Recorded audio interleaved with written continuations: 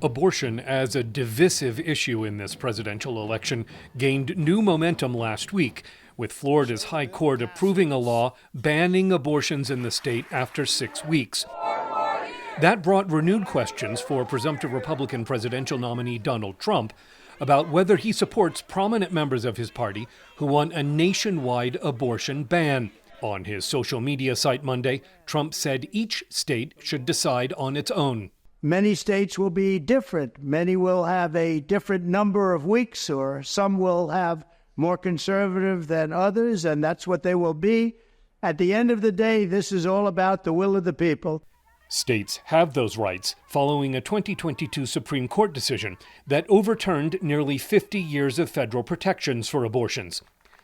In his video, Trump thanked 6 justices by name, including the 3 appointed by him, saying he is proudly the person responsible for ending federal abortion protections. My view is now that we have abortion where everybody wanted it from a legal standpoint, the states will determine by vote or legislation or perhaps both, and whatever they decide must be the law of the land, in this case, the law of the state.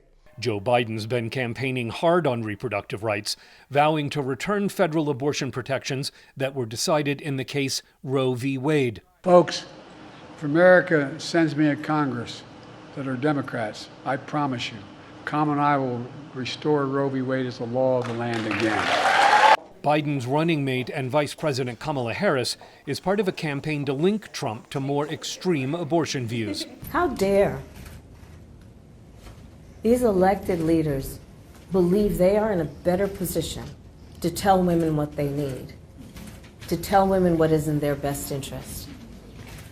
We have to be a nation that trusts women. Harris and Biden are focusing on reproductive rights, as abortion has been a losing political issue for Republicans since the Supreme Court decision, with 2 high-profile losses in referendums in Ohio and Kansas.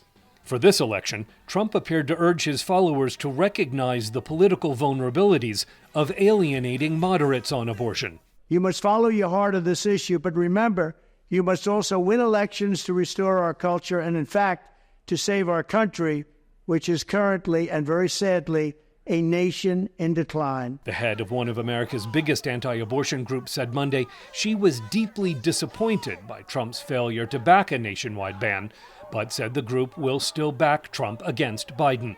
Issues of reproductive rights in this presidential election will also be fueled by a coming Supreme Court decision on whether to tighten restrictions on access to the drug used to start most medication abortions.